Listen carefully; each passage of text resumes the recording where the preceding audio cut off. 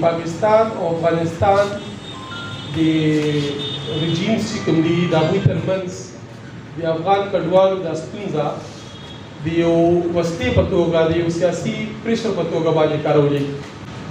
دا نن جرګه دا کنفرنس هم په دې موخه رابلل شوی دی. موږ ډېر واضح موقف لرو د ترهګرۍ او د جنګ په حوالې سره. موږ وایو که یو څوک په ترهګرۍ کې ملوث وي، که یو څوک په جنګي اقتصاد کې ملوث وي، نو هغې کې دا ونه کتلی شي چې دا د افغانستان دی، که هغه د پښتونخوا دی، که د پاکستان دی یا د بل ملک. موږ وایو چې هغه دې ونیولی شي، هغه د عدالت ته پیش کړی شي، په هغه د مقدمه وچلولی شي، ماورای عدالت نه، او د عدالت ته د هغه د سزا ورکړی شي. موږ دا ډېر واضح موقف لرو چې که یو څوک په جنګ کې ملوث دی، نو دا دې ونه کتلی شي چې د ده رجسټریشن شته او که نه. که دا د دې ملک آرمي چیف وي، د دې ملک صوبې کور کمانډر وي، یا د هر یو صوبې یا هر څومره لوی شخصیت وي، هر څومره ځان بې ضرره ښیي او هغه ملوث وي، نو د هغه د مؤاخذه وشي او هغه د ونیولی شي، د هغه د احتساب وشي، هغه د قوم ته ښکاره کړی شي. خو هغه خلک چې هغوی د جنګ نه تنګ دي، هغوی د جنګ نه د تنګېدلو په وجه باندې د خپل ژوند د تحفظ لپاره هجرت کړی دی، دې خوا راوړېدلي دي، هغوی دې د امن په نامه باندې تنګ نه کړی شي. مونږ د اپیکس کمیټۍ د هغې ټولو غونډو د هغه کوم نکات چې هغه مونږ کتلي دي او د هغې په تناظر کې مونږ څه نکتې راخیستې دي چې کوم د دې میلمانه دي د دې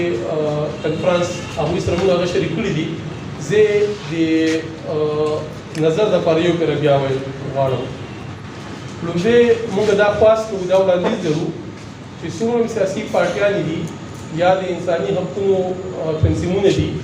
هغوی دې د خپل سکرټریټ لخوا د دې ملک وزیر اعظم ته، د داخله چارو وزارت ته او د یو این او د اقوام متحده چې کومه د مهاجرینو یا پناهګزینو اړونده څانګه ده، هغې ته د یو خط ولیکي او هغوی ته د یو خواست وکړي چې دا کومه فیصله په ډېره تادۍ کې شوې ده،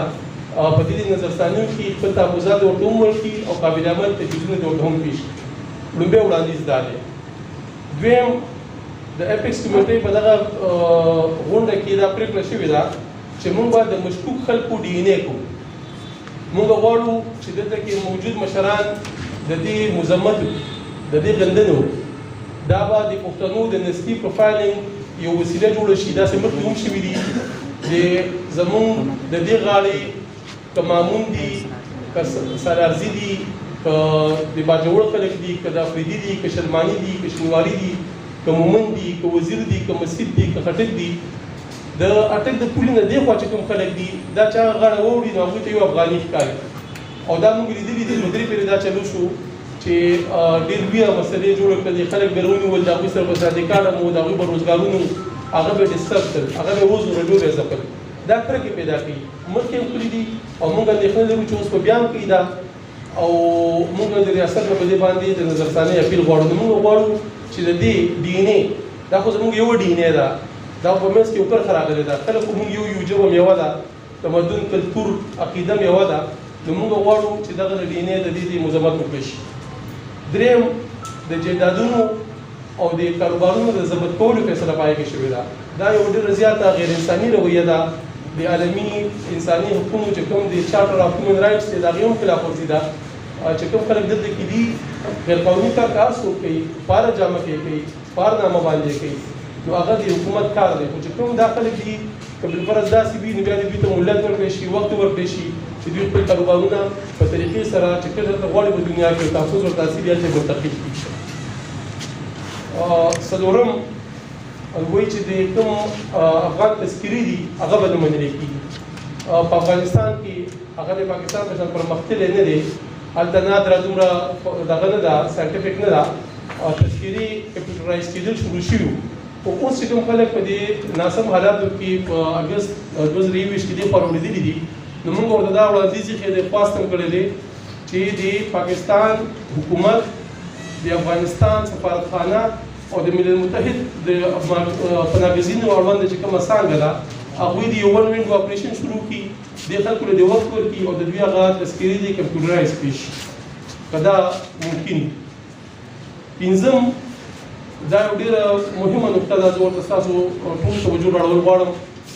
کوم خلک چې د 15 اګست 2020 نه پس د پروړېدلي دي هغوی خپل رجسټریشن کړی دی د UNHCR سره